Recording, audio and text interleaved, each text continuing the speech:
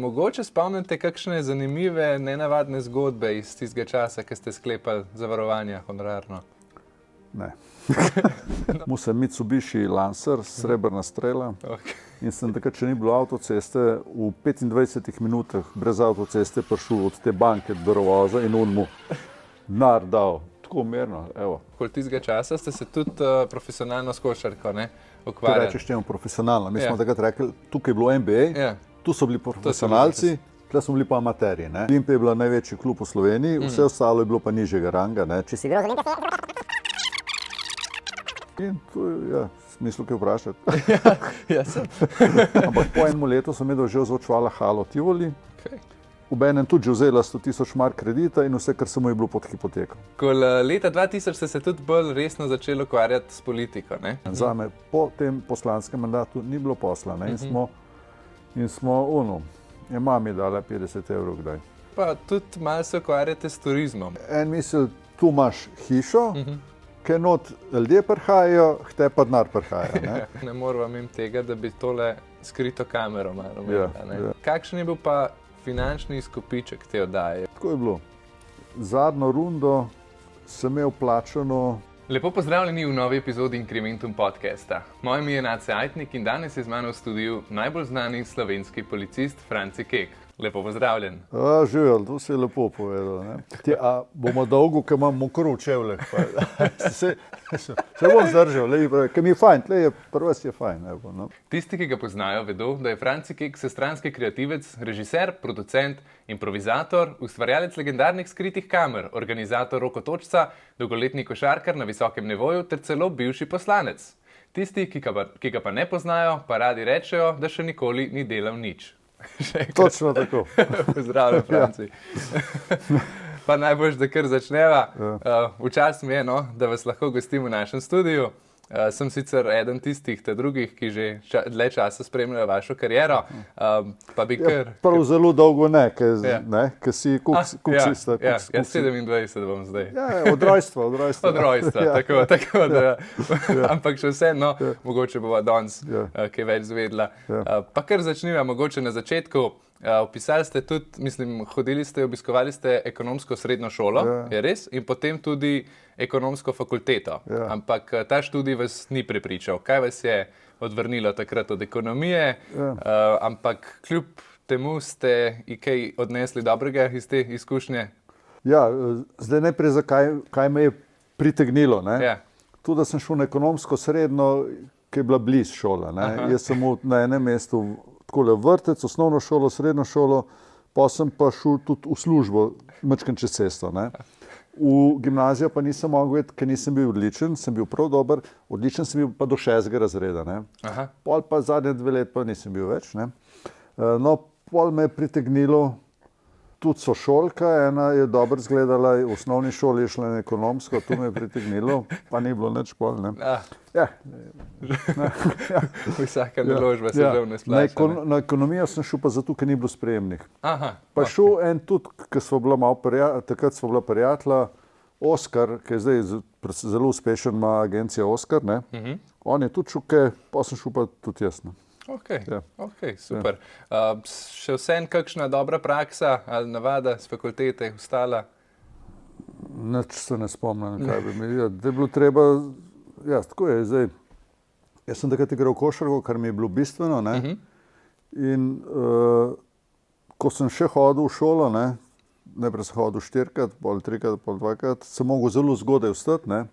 To je lepa navada. To je res. Ki ni prišlo v navado, ampak lep je bil, nekaj je bilo lepega, ne lepega, ampak prav je, zadovoljen si, če ostaneš. Kaj drugega se pa ne spomnim, iz te šole. Vse nekaj tudi, povem. Lahko. Recimo, takrat se je že poznalo, da Dari Južna, on ima nekaj prodaje, te certifikate ali koga, nekaj ima. Dari Južna, on ima listco, nekaj petrola. Tako je. Ker je izmed bogatejših Slovencev. Tako vem, da je uspešen. In on je že takrat, eni nismo bili najbolj pametni za tiste neke naloge, ki so njih tam v šoli dali. On je pa že bil in je bilo treba narediti program za statistiko.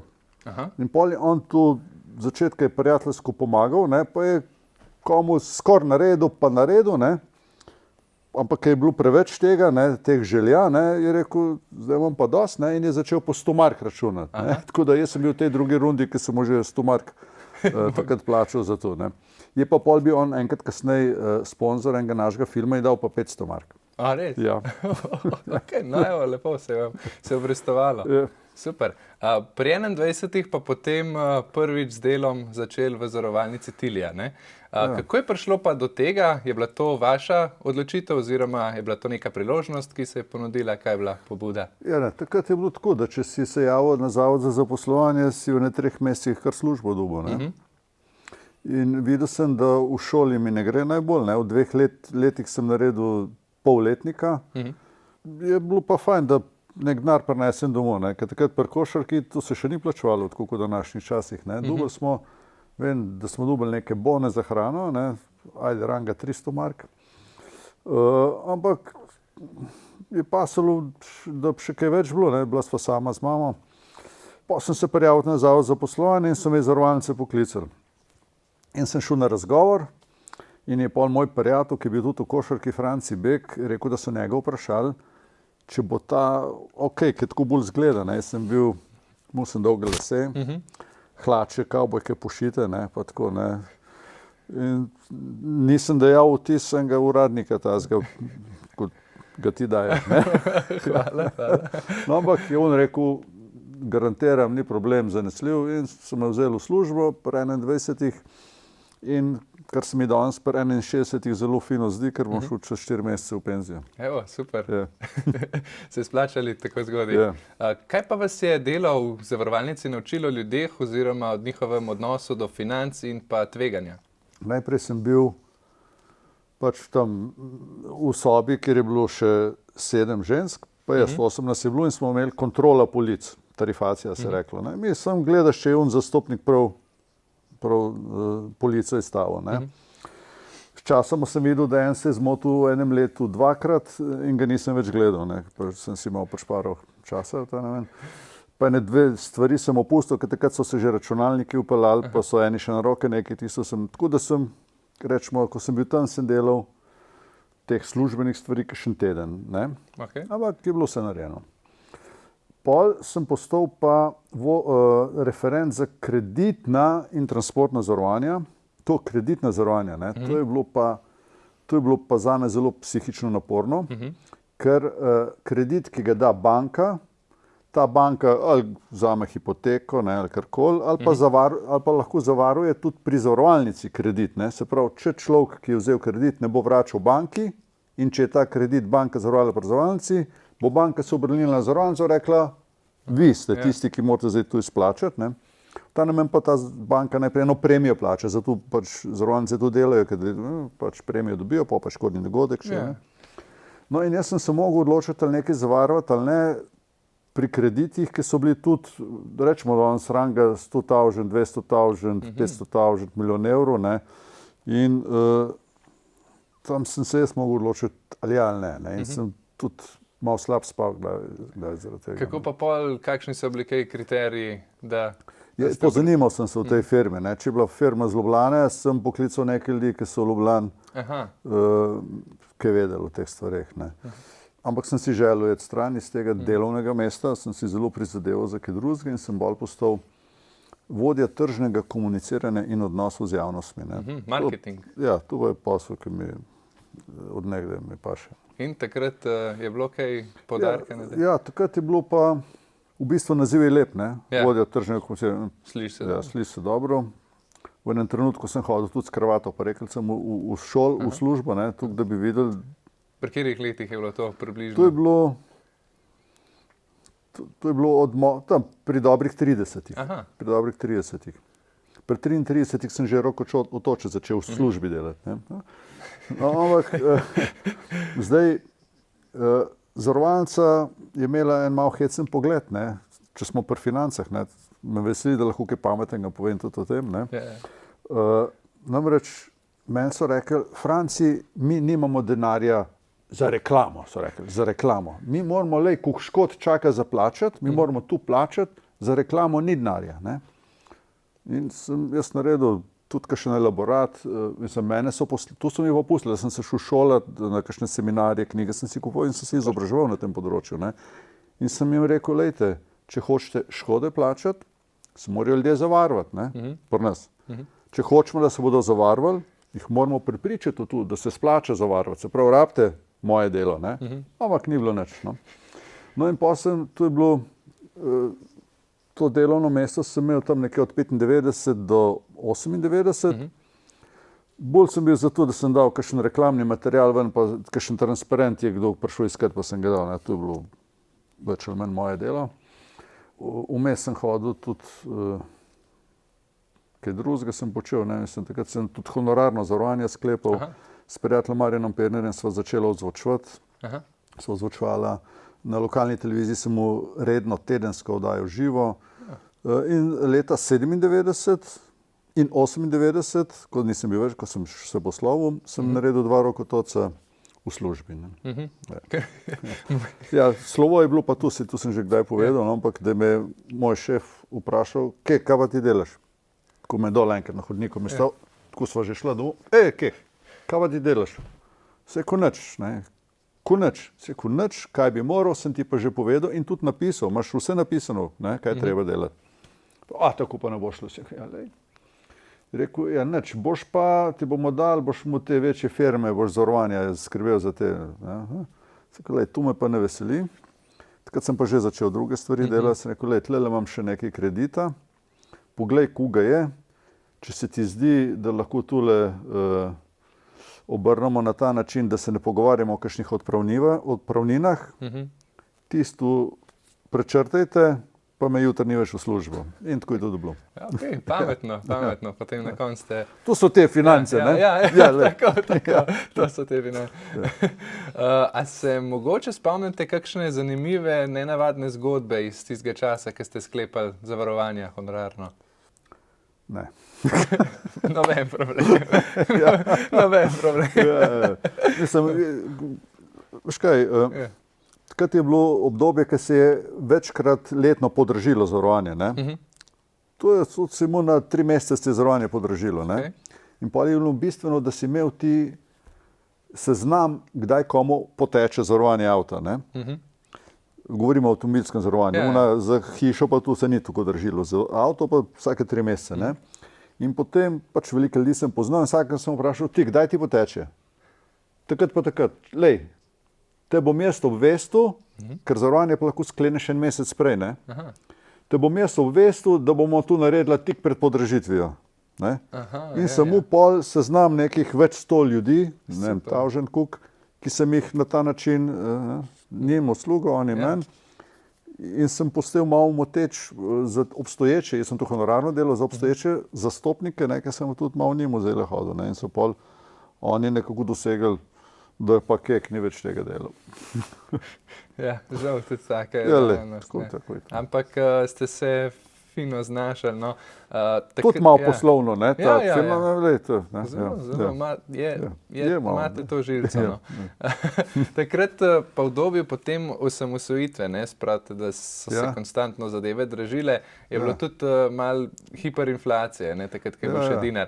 A ste spravite, da ste že takrat plačevali z nemško marko, ste kdaj kaj izkoristili, imate kakšno zgodbo? Ja, seveda. Takrat pač eni smo majčkeno marke kupovali pa prodajali.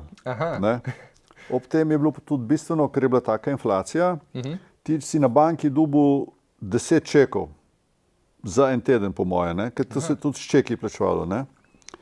In bistveno je bilo, da si ti vzel čeke, ki so ti zapadali čez en teden. Isti dan si pa kupil marke. Se pravi, ti si v enem tednu že naredil nek biznis. Ne? Ja. Tu in vem, da je bilo enkrat, ko so v Revozu, so za notranje delavce imeli eno akcijo in so jim neke avte Twingote, ne vem kaj je bilo, so jim na en dan ob 11 se je odprlo in takrat prvih 200 bo lahko avto kupilo malo ceneje, kaj ne. In je bilo za pričakovati, da se bo tisti dan zaprl tale trg z markami v Novmes, ker bodo vsi hoteli marke prodati, da bodo tu in bojo marke ceneje v Novmes. Tu sem enemu rekel, ti vmes, dementi. In sem v Ljubljano poklical enega prijatelja, košarkaša, si je rekel, dej, a je prvske zanimanja za marke, ne? Prav je, zmeraj je, ti sam prid, mi dal enega njegovega kolega, je rekel, ti koliko imaš, tukaj za en avto, prines bomo. Pridem ke, prav, ti danes pa ni zanimanja, ne, za avto. Jaz sem upal v rok, 8,000 mark, in je on pričakoval, da bo tolar dinarje, ne vem kaj je bilo, dubo, da bo avto si vplačal, ne. In pol, musem pa čekaj, ne, tudi, ne, ker sem vsak slučaj, moš malo... Ja, razmišljati. Ja, no, in sem šel na banko unovčiti vse čeke, da bom mu zčekal, da bom denar dobil ven, s čeki, in je bila tam vrsta, meni se je pa čas iztekel, ne, jaz sem mogel biti do 11 nazaj, ne, in sem meni gospe rekel, sem se v vrsti rekel, bi kdo marke kupil. In se je ena javila, da bi, ne, obenem je tam eden tudi rekel, ampak da mora iti kaj, če bom šel z njim. In sem tej ženski, sem jo prvič videl v življenju, pustil čeke, sem rekel, gospa, tlele so čeki, tu dvignite, pridem nazaj čez 15 minut, me tle počakajte, bomo marke gor dol, no in smo tu obrnila. Ura je pa res že tik-takala in takrat sem postavil, pač ne vem, okej. Musem Mitsubishi Lancer, srebrna strela. In sem takrat, če ni bilo avtoceste, v 25 minutah brez avtoceste prišel od te banke do Rovoza in on mu denar dal. Tako mirno, evo. To je bilo iz Ljubljane do Novega mesta. Ja. V 15 minutah, okej. So bili kar hitri potem avtomobili. Ja, tako da danes, kdo v Cajtengu vidim, piše, da so ujeli človeka, ki je vozil po avtocesti 180, pa take. Ne. Res grdo. Grozno. Oh, ne daj. Ja, super. Takrat, no, v tistem obdobju, oziroma okoli tistega časa, ste se tudi profesionalno s košarko ukvarjali. Blizu profesionalne kariere. No, zdaj, če rečeš temu profesionalno, mi smo takrat rekli, tukaj je bilo NBA, tu so bili profesionalci, tukaj smo bili pa amaterji. Res, da Olimpija je že plačevala, ne? Olimpija je bila največji klub v Sloveniji, vse ostalo je bilo pa nižjega ranga, ne? Če si igral z Olimpijo, si izgubil 30 pik. Ne? In smo bili Krka, takrat se je imenovala Novoles, smo bili tam zmeraj drugi do četrti klub. Ne? Bili so še Helios, pa Celje, pa Maribor, pa mi, pa Slovan. No? Tu so bili ta močni klubi za Olimpijo. Ne? In to je smisel, kaj vprašati. Ja, sem. Preživljati pravite, da se niste mogli s tem. Ne, sem ne. Ja. Ampak ste pa že razmišljali po druge plane, Roko Točec, takrat se je pripravljali. Je bil kakšen rezervni načrt že vedno v zadnji? Ne, skozi, ker v službi nisem modela, mislil sem pa na 100 stvari, kaj bi jih delal. Sem pri 20-30 se mi je zdelo, da je vse pred mano in da bom v življenju, nisem vedel, ali bom tovornjak vozil, ali bom šel v vesolje. Ne? Vse je bilo. Ne? Vem, da sem vzel, ki je bila možnost 2 kredita, pa sem enkrat kupil eno garsonjerco, pa enkrat en tam nek kos pa tu. Ne? Tu je šlo lepo od plače, se je dalo. Ne? Jaz sem pozabil, ne sem, kaj sem govoril, tudi kaj sem me vprašal.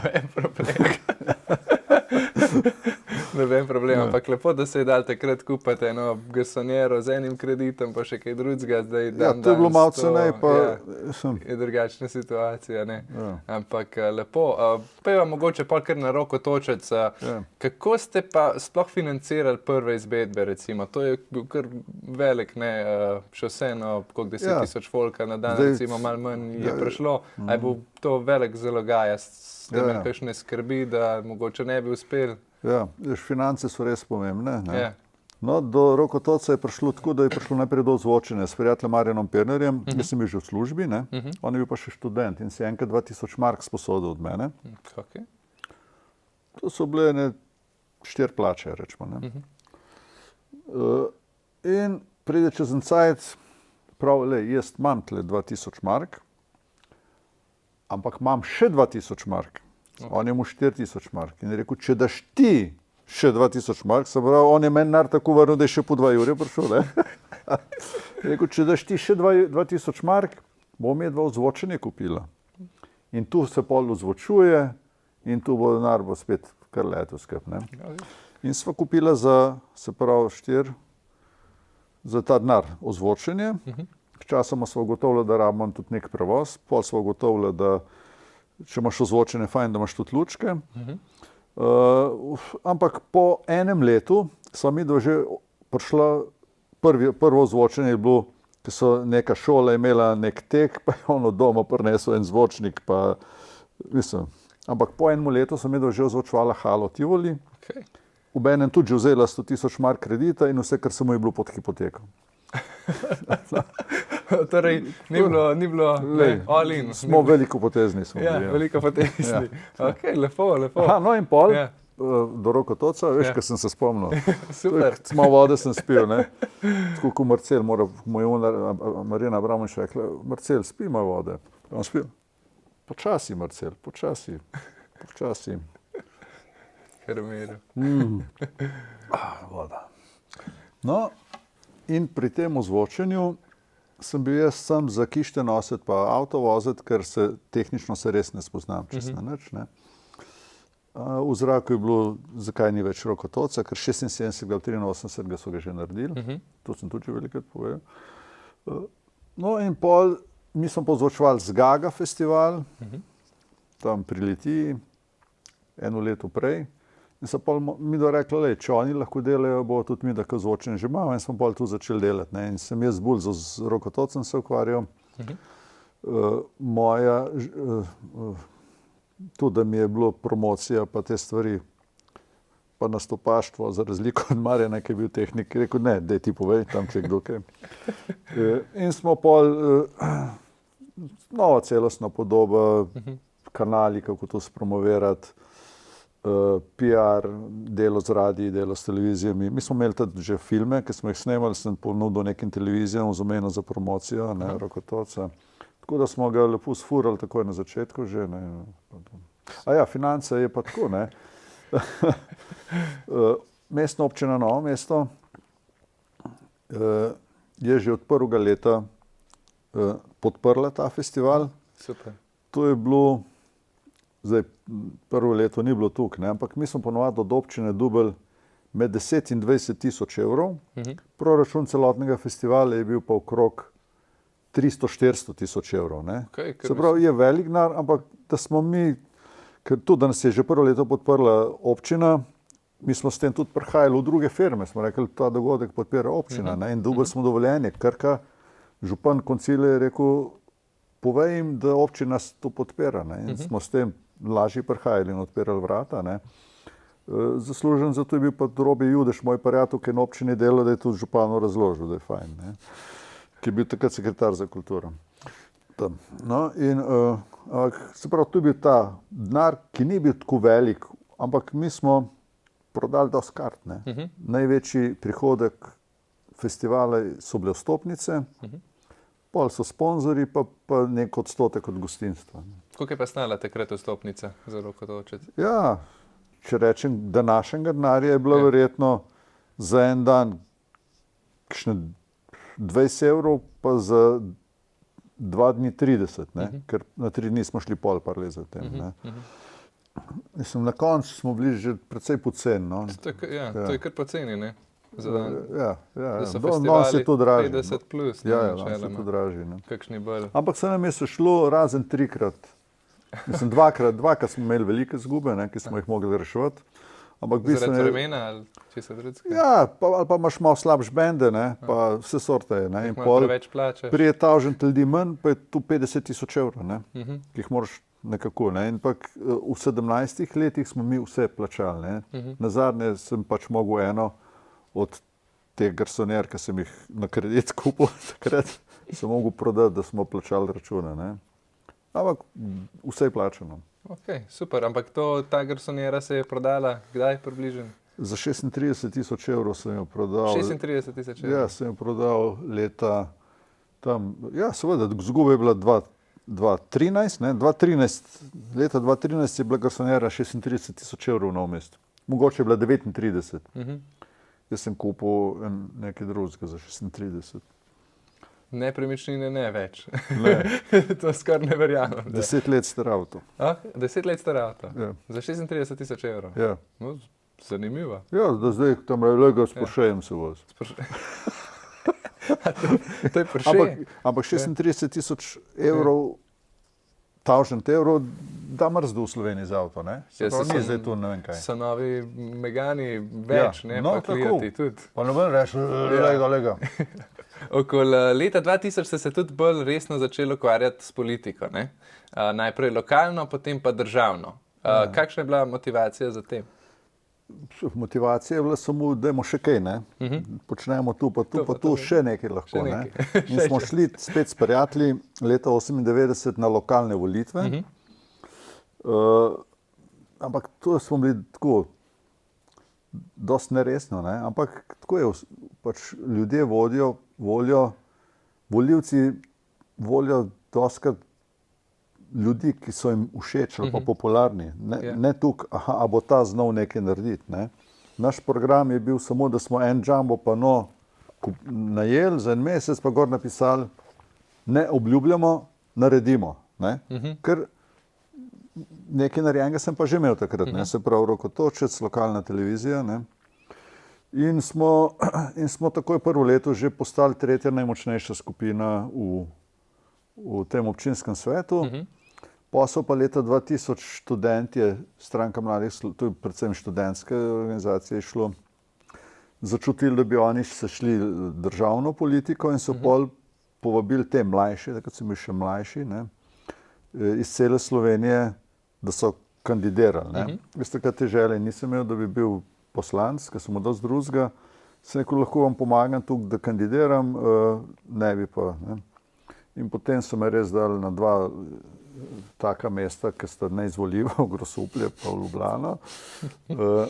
Ampak pol je pa ta stranka Mladih Slovenije se okrog predsednika Mečken začela bolj skrbeti za lastno linijo in je prišlo do nekega upora znotraj stranke in so mene poklicali ti, ki niso bili zadovoljni s stranko Mladih Slovenije, in teh je bilo več kot pol, da bi ustanovili novo stranko in če bi bil jaz predsednik, in tu je bila AS Aktivna Slovenija, ker sem postal predsednik, to je bilo leta 2004, in smo šli na volitve in smo namesto 4 posto dobili 3.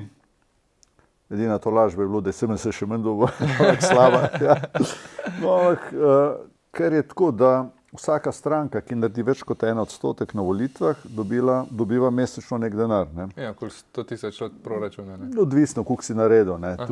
Tukaj ne. Ampak mislim, da smo mi dobivali na pamet rečeno 5,000 evrov na mesec. Ne? In smo imeli za najem pisarne, pa za 3 minimalne plače. Ne? Predsednik, generalni sekretar pa tajnik, da smo imeli vsak pod minimalno plačo. Mislim, se tu je način poslovanja Zmaga Jelinčiča, ki je hodil na volitve, zdaj že ne vem, če še, ne, da bi dobil na 1%, da pol. Ja, laufa stranka. Ja. No in, ampak ker smo mi bili financirani, ne, mi pa nismo rekli, zdaj pa tole imamo, pa gremo kjerkrat na pico s tem denarjem. Mi smo bili dejansko zelo aktivni, vsak teden novinarska konferenca, enkrat smo šli protestno od Ljubljane tudi do Kopra, smo 5 dni hodili, smo nekaj protestirali. Drugače pa vsak teden smo imeli nekaj stališča, vsak teden v ponedeljek smo se dobili, izvršni odbor, kaj bomo, tu pa tu je narobe, tiskovka, tak. No, ampak če nisi v parlamentu, mediji te težko opazijo, ne? In potem začne to pešati. Ne? In 2007 se je še ustanovila poleg tega stranka Zares, mojega mladostnega prijatelja Gregorja Golobiča, in sem videl, da če so še oni, pa mi res nimamo nobenih šans 2008, da pridemo v parlament. Ne? In potem sem njemu napisal mail, oni so bili Zares, mi jaz, ne? In sem Zares, velike male črke, Zares, pa A pa se velik, ne, ker je on razumel, če bi mi prišli zraven, ne, in rekel, nas veseli, vi pa morate narediti nek kongres, ne moramo se tlemedo po mailu zmeniti, ne, naredite kongres, pa če bodo ljudje za to, ja, in so bili ljudje za to in smo bili pol, tako da sem leta 2008 kandidiral za Zares in pol postal poslanec. Pač. In kot poslanc tudi... Sem najel kredit 100,000. Ja.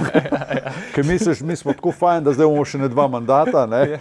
Imaš 3 ure na mesec, Jurje daš za kredit, ne? Pa gre. Ne? Pa gre. Pa Bog ne daj, da se kaj predčasno zaključi. In se je predčasno zaključilo in smo bili, je bila kriza, ne? Je bilo, ali imamo za položnice ali nimamo. Ja, pa še noben te ne povoha, ko prideš, odvisno kakšen posel imaš. Ne? ajde, če si zdravnik, učitelj, ne vem kaj, moraš še te služba čaka. Ne?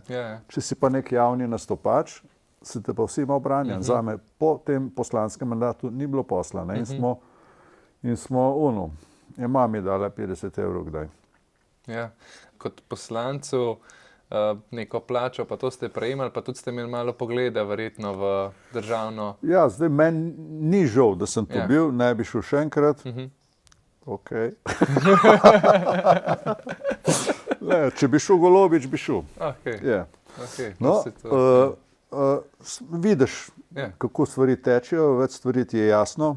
Vidiš tudi, da ni vse politiki so vsi glih. Ni res, ne? To pa res ni res. Ne? Tako kot vsi zdravniki niso glih, vsi advokati niso glih. Ne? In najhujše je pa to, te manipulacije, ko nekdo ena stran hoče sebe zdigniti sem na račun tega, da o drugi grdo govori in to izmišljene stvari. Ne? To pa ni fajn. Ker pol v medijih, ki jih obvlada neka stranka, prebereš vse sorte. Ja, žal je tako.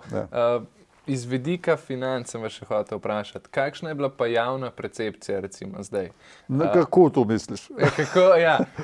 Kot poslancu, neki seveda pripada, ampak kakšne ugodnosti, ampak resnica je pa ponavadi eno, tisto, kar pa mislijo, da ljudje da dobite. Ljudje, zdaj, kakšen prav, ti se tu, ki si bil tam, imaš zdaj neko penzijo še, pa dvojna leta pa nekaj. Nič od tega. Plače smo imeli dobre 3 ure, ker imaš neko fiksno plačo, pa še nek pavšal dobiš nekaj. Ne? Glavno, tega denarja je bilo dobre 3 ure. Jaz sem še pomočnik vodje poslanske skupine. No in, ali pa to restauracijo v državnem zboru, zdaj so že malo odnehali, ne? Ampak to je bilo skozi, kako je tam pocen, ne? Ampak v tej restauraciji večinoma jedo ljudje, ki so tam zaposleni, neka administrativna služba, neki, kako se jim reče, ne vem kaj, strokovni sodelavci, ne? Ti hodijo jesti v glavnem dol, ne? In je ta hrana tam dol tako draga, kot kakšni drugi menzi v neki tovarni ali pa v šoli nekje ali pa v zdravstvenem domu, ne? Je pa res, da kave so pa bile, mislim, da so bile ne 50 centov, no? To je vladino, mislim, da pa so zdaj tudi kavo dvigali, ne? Tako da, mislim, da poslanc nima, ker zdaj, odvisno da ti dobiš neke resne ljudi, moraš tudi neko plačo dati. Ne? Seveda. S tem, da se mi zdi, da res nizke plače imajo pa ministri, ne? Ker poslanc nima take odgovornosti. Ne? To je, razen tega, da je psihično naporno, ni težko delo. Ne? Pa tudi, če kakšen je tak, da počaka, da 4 leta minejo, kakšen je pa priden. Ne? Tudi tu imaš različno. Ne? Minister je pa cel dan minister, ne? In je na paleti skozi. Tle je pa, ne vem, koliko imajo, 4 ure. Mislim, da če jim kdo učita 4 ure ministru, jim po krivici učita. Ne, jaz tukaj se strinjam, definitivno zdi se mi tudi, da bi dobili bolj sposoben kader, če bi bili kdo bo plačani, ker to nekakšni zelo sposobni ljudje, da bi se na tak način javno izpostavljajo. Se gre v zobe, da je resen človek, ki mu resno delo teče. Tako da se strinjam, ampak bova drugič gledaj na te politične vode. Kaj sem še hotel, prej ste že omenili, po poslanski karieri je bilo kar težko iskati posel drugje, verjetno zaradi tega pritiska strani medijev in vsega. Jaz sem mislil, zdaj gremo pa naprej s kitimi kamerami. Ni šlo. In sem šel eno rundo posnet na Hrvaško. Sem, ko bom prodal Hrvatom, ker je pri njih, bom prodal Srbom. Vidiš to, kak Hrvati ima radi, ne? Ampak tam zgleda, moraš malo poznati koga, ne, da nikamor nisem prodal, ne? TV Slovenija, Pop TV. In potem je Planet TV, sem jim dal za stroške, kolikor sem v stroškov, kolikor sem plačal snemalca tam dol pa montažo tle. Za te stroške sem prodal Planet TV, to je bil moj prvi posel s skrito kamero po 1-2 letih, ko sem ven prišel. Ne. In prijatelj mi je zrihtal, da sem na Nedeljskem dnevniku, pa to ni Kučan, ne, ali pa Golobič. Prijatelj Miha mi je zrihtal, da sem na Nedeljskem dnevniku dobil najprej eno majhno rubrikco. In sem v tisto rubriko, da sem pa dobil več posla, je prišlo pa do tega takrat, ko je umrla Fani Eršte. Fani, To je brezdomka, ki je štopala, ki je bila vsako leto na Rokotocu, ki smo jo mi imeli v naših filmih. Zadnje leto je bila precej debela, težko je hodila. Tak, ne. No in ona je umrla pri svojih 39, ki si je srce ustavilo. In so mi tam v nedeljskem dnevniku rekli, da je Franci, ti si tam, pa jo poznaš, napiš nekaj. Ne? In pa sem tako lepo napisal, da so rekli, zdaj pa še lahko kaj napišeš. Ja. No, ker Fani je pa imela, s tem sem začel ta tekst, ne? Ona, nje ni bilo za biti doma. Ne je občina v Novem mestu tudi neko sobco, neko zrihtala, ampak ona ni bila tam. Ona je bila v Ljubljano, Kopru, v Mariboru. Vsi so mislili, da je, eni so mislili, a ni ona z obale, ker so jo večkrat tam videli. Vsi so mislili, da je Ljubljančanka. Ne, ona se je tu gibala. Ne? In se vprašal, tako s tem sem začel. Fani, kam greš? Na vlak. Ja, ampak kam? Ko si utrujen, se ne vprašaš kam. Ker ona je šla na vlak zato, da se je spočila. In je rekla, jaz grem najrajši na vlak v Zagreb, ker se pelem kaj, in na vlaku počakam, ker ga čez pure nazaj, niti dol mi ni treba jeti. Ne? In njena je bila ta najboljša Zagreb. Enkrat je pa po nesredi zalutala, se je pa vsela za München. No, ne počite. Ja, je rekla, ampak ne razumem nič tega jezika, ampak smo pa hitro prišli od tega, da je obojostranska želja, da me čim prej spakirajo nazaj. Okay. In se je vrnila uspešno. Lepo. No, tako. V tem času pa ste že imeli neke dolgoročne tudi naložbe, ne? Oziroma, ja, takrat ste še imeli te nepremičnine, ne? Oziroma neko garsonjerco, mogoče še kaj drugega. Jaz imam parcelo v tujini, v morju. Are? Ja. Na Hrvaškem, v Umagu. Rt kamenjak, kaj ne moreš gor sploh. Lahko sem brisačev pogrneš čez dan, zvečer moš iti pa dol. Zvečer pa dol. Takrat je veliko Slovencev kupilo, to je bilo pa ranga ene plače. Je bila parcela na Hrvaškem ob morju. Bliz morja, v morju ne moreš. Ne? Za 1000 evrov, da bi rekel. Ja, za eno plačo 200 kvadratov. Pa so pa oni naredili, tu je bil Rt kamenjak, ne, so naredili nacionalni park, ne, in zdaj res niti prespati ne smeš tam. Ne. Tako da nisem bil tam že na 10 let. Lahko se pa vsedeš, če bi bil ta prav Slovenc, bi se kaj vsul, pa kaj bi šel en me, pa bi bil, tlele pa ne po mojem, kele okrog bo šli. Ja, fina, pa stopnina pobirati. Ja, tako, če boš tlele, lahko nekaj boš podal, če misliš, je tlele čez. Ležalnike, kaj tacka, pa se splačali. Je super. Zdaj pa tudi malo se ukvarjate s turizmom, ne? Se to javno razkrivate, pa oddajanjem stanovanj. Kako pa se vam ta posel zdi? Je res tako brezskrben, kot si mnogi predstavljajo, ali zahteva malo več dela, kot bi pričakovali? Zdaj ni tako, ker en misel, tu imaš hišo, ker not ljudje prihajajo, te pa denar prihaja. Ne? Zdaj, najprej je bilo treba, ženo sva kupila domačijo, malo tu ščerko, ampak ona je nežnarje dala zraven, ki je zdaj 17. Odpremam še 2 sina, da ne pozabim. Ja. No, se pravi, smo kupili domačijo v Dobu pri Domžalah, stara hiša, gospodarsko poslopje. In žena arhitektka je rekla, v stari hiši bomo naredili 4 enote za turiste, štala bomo pa zase zrihtali. Ne? Prodali smo stanovanje v Ljubljani, vzeli 200 evrov kredita spet in prijavili razpis LAS, evropska sredstva, LAS, turizem, dediščina, pa polno enih teh nekih dejavnosti je bilo treba še takrat delati. Ne? Pač ti, ko je razpis, moraš videti, kaj nos točke. Ne? Se pravi, te dejavnosti smo mogli upeljati, ne? Z ranljivimi skupinami, starejšimi, mlajšimi. Ne? In smo dobili 79,000 prek tega razpisa. Pa niso tako simpelne ti razpisi, da boš kar dobil? To se je bolj ona pisala, kot jaz. Ne? Ampak jaz sem vmes 3krat rekel, če takoj nehamo. Tu smo 3 mesece gor, dol, sem pa kaj. In ti moraš, da napišeš, pol moraš pa še speljati, ker tam, pol je gospod napisal, ne samo eno hišo, 2 hiše obnovo s denarjem, a tam ti gledajo, če bo pol kvadrata ofrajhano, tako kot si napisal, ali bo 1 kvadrat. Ne? No, ampak tu smo v enem letu to hišo zrealizirali, tudi druge dejavnosti, ki se bo treba, ne? In zdaj pač tu poteka. Ne? Zdaj, Alp Adria Boker, to je firma, ki se s tem ukvarja, oni nam tu pelejo, ker če ne bi mogel, ne moš nikamor iti, moraš biti tam. Jaz sem pa ki komuniciram s temi ljudmi, ki pridejo, jih lepo pozdravim, ki natočim in povem, tle imate tu, tle imate ono, kaj rabite, vas kaj zanima, tu pa rad delam. V tem uživam. Pa je to večinoma turistov ali so tudi kakšni Slovenci? V glavnem so tujci. Tujci, Slovenca sta bila samo enkrat ena, pa še tu sta prišla, en je pa šel s te strani s svojim avtom, en pa s tem. Ok, Bog ve, kaj sta počela. Jaz ne vem.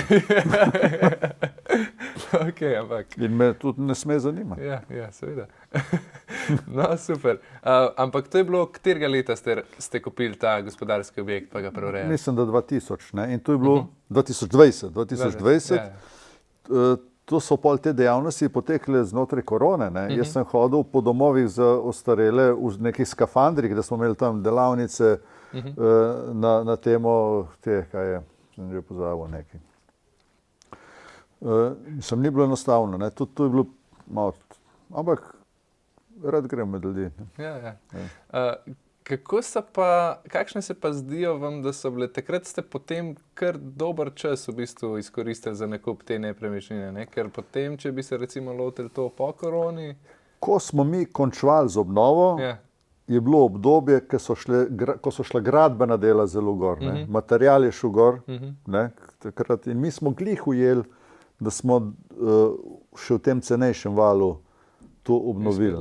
Ker zdaj verjetno bi bilo kar precej težje. Pa imeli smo še to srečo, ti dve stavbi sta bili predvideni za rušenje, ker so, mislim, tam smo ogromno kamionov je šlo odpadnega materijala, in za rušenje in se je kar nekaj časa tu prodajalo, ni hotel noben kupiti, ker ti dve stavbi sta bili res veliki, že preden tu porušiš, te košta, ne vem, 60-70 tavžen. Tako da je bil kar zalogaj. Ja, pa dejva zdaj še, ne morava mimo tega, da bi tole skrito kamero malo imela. Seveda, nemogoče. Je bil kar slovenski kultni hit, takrat so ga vsi poznali, zdaj še kar jaz veliko ljudi poznam, ki prepoznajo. Me pa zanima, kakšen je bil pa finančni izkupiček te oddaje? Je bil to v skladu s to popularnostjo, ki jo je dosegala, ali je bil to bolj, je napolnila bolj vaše srce kot ustvarjalca, kot pa vaše žepe? Tako je bilo. Zadnjo rundo, to je bilo jesen 2023, sem imel plačano 700 evrov po komadu, pa od tega sem tretjino dal Slađanu Ljubojeviću, ki je snemal pa montirala sva. Tako da je meni ostalo, ne vem, koliko je to 450. Mislim, če je bilo to v Ameriki, bi bila še kakšna nula zraven. Tle pa se zavedam števila populacije, ki tu gleda in da je pač rang, da je denar tega ranga. Jaz tudi, v glavnem, odkar nisem več v službi, imam te valove denarja. Se pravi, snemam skrite kamere, 20 komadov, jih prodam, dobim denar. Snemamo nadaljevanko, začnemo znova, dobim denar. Snemamo nadaljevanko za hribom, dobim denar. Stalno mi je zdaj edino nedeljski dnevnik, kjer imam 3 rubrikce vsak teden in tam je pa stalno. Super. Kako pa, zdaj pa so prišla še do tega, da bi vas pa malo vprašal glede vaše naložbe pri nas. Že skoraj leto nazaj v bistvu smo začeli sodelovati v marketingu, takrat pa ste tudi postali naša stranka in javno razkrivate seveda svojo izkušnjo. Pa sem vas hotel najprej vprašati, če ste se kdaj že pred nami mogoče srečali s kakšnimi kriptovalutami slučajno? Niti ne. Drugač pa tako en tak pogled imam na to, kakšni kupujejo srečke, pa loterijo, pa to, pa dajo 20 evrov na mesec za te stvari. Jaz tega nisem nikoli kupil. Obenem tudi kadil nisem nikoli, ker še mi pravijo, zračunaj škatlice, pa bo Ferrari. Ja, seveda. Se pravi, tega ranga loterijskega sem nek denar sem imel in se mi je zdelo tudi dosti bolj ziher, da bom kaj dobil, kot če srečko kupim. Ker srečka je verjetnost tam 1 proti 100.000 ali pa milijon, ne vem koliko. Tle pa večja verjetnost, ker izkušnje kažejo, da na nek rok je šlo tu gor. Tako da, če nisi prav nestrpen, pa tu plača, pa še vložiš, pa bi rad čez 2 meseca že Jurija potegnil, mogoče ga boš, ampak je večja verjetnost, da ni nujno, da ga boš. Če pa tu malo počakaš, se pravi, da daš v tu nek denar, ki ga nujno ne rabiš, da ti vseglih dosti ostaje še za račune plačati, tako da si dosti smeren, da čeprav jaz takrat, ko raste, gledam. Ko pa ne raste ali pa pada, pa ne pogledam. Ampak to je tudi ta, to kaže tudi na eno slabo lastnost človeške rase, ki ko dobi nekaj, hoče še več. Razumeš? Se pravi, nikoli dosti. Aha, a je kaj zraslo. Ko pa ni, pač pa živiš brez tega. Ampak nekaj izkušnje že imate z naložbami, najprej s stanovanji, zdaj pa tudi z drugimi zadevami. Kako ste pa čez življenje, se vam je zdelo bolj, da zaposlite denar, ker sem čez tale podcast poslušal, bi rekel, da ne glede na da ga zaposlite. Kako to misliš, zaposlite denar? Da ga nekam daš? Tako, da teče, da imate par tudi kreditov. Mislim, denar mi nikoli še ni ležal. Tudi danes sem šel na banko pogledati, sem mogel malo premakniti, da ima SP dosti, pa da ima moj račun dosti, ker so ti neki računi za telefon, pa to, da se bo to pokrilo. Tako da, če kartico zgubim, se ki bo dobil, ne bo obogatil.